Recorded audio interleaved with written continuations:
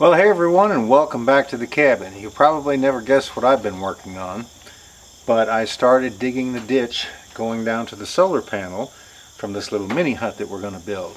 So last year, remember when I put the gas line in, I've got a subsoiler, which is a 3-point attachment, goes on the back of a tractor, and it's got a really narrow and short blade on the end of it, kind of like a potato plow.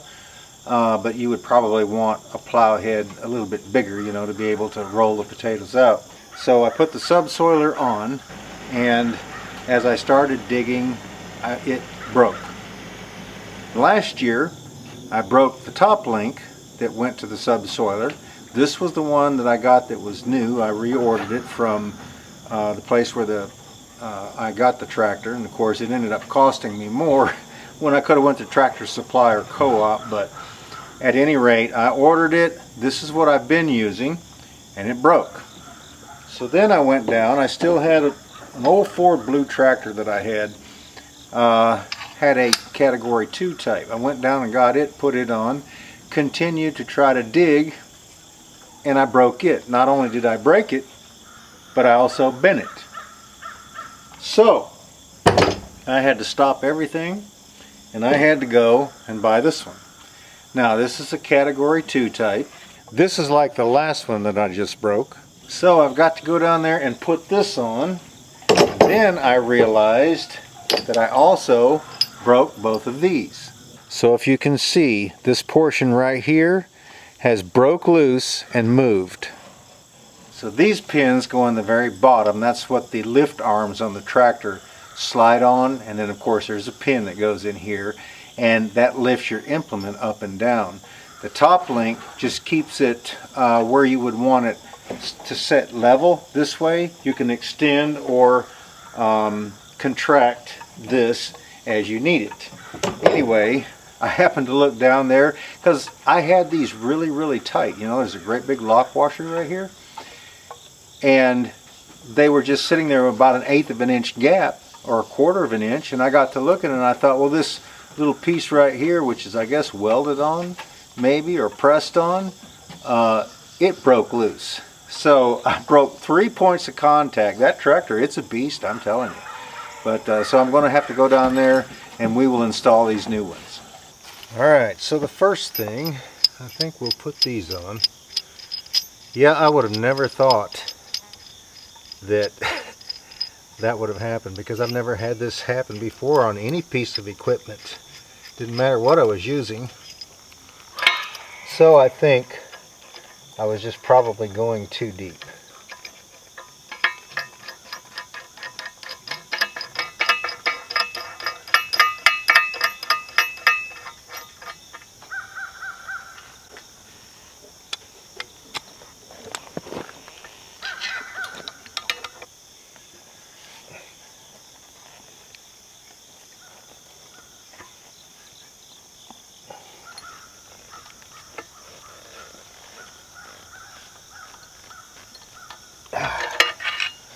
That's tight.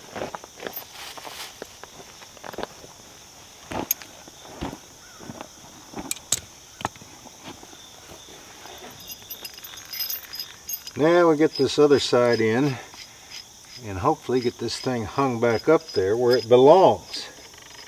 Yeah, this tractor, it's stout. You know, I was only about, what, 14 inches down? But this material right here, this shale and red clay, it is so hard. Could have been a tree root, but I haven't hit one yet.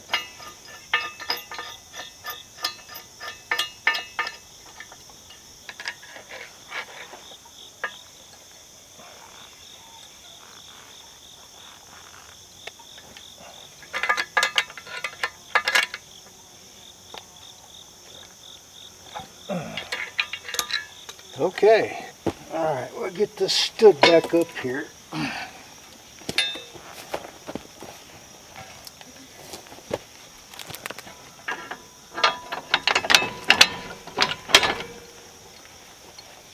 Get one pin in it.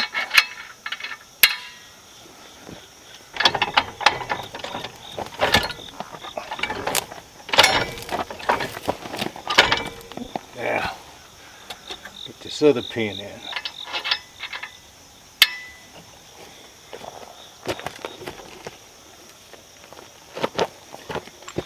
Now this right here, I imagine we're going to have to take a hammer and beat it in there.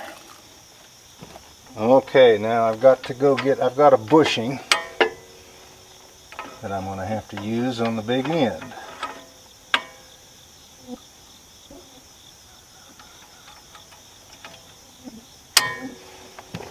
Okay, I actually found that bushing, and I turned this back around because you don't want the bushing over here where you constantly have to deal with it. That's the reason it's smaller on this end.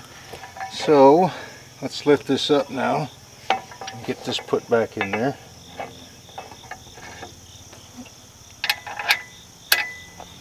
Okay, now this time I'm just not going to go as deep, but this shouldn't break as easy because it is, like I say, it's a category 2, but the other one, just having it down in there, because it was a category 2, that old blue one, down in there so far, and this ground being so hard that this tractor, and it being strong, just the machinery can't handle it. So anyway, glad we got it all put back together. Well, let's see if we can get this pin in there. So I'll have a way to actually turn that without having to stick a screwdriver in it.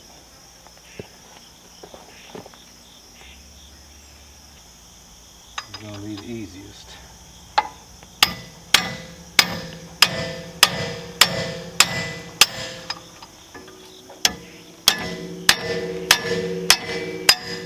There we go.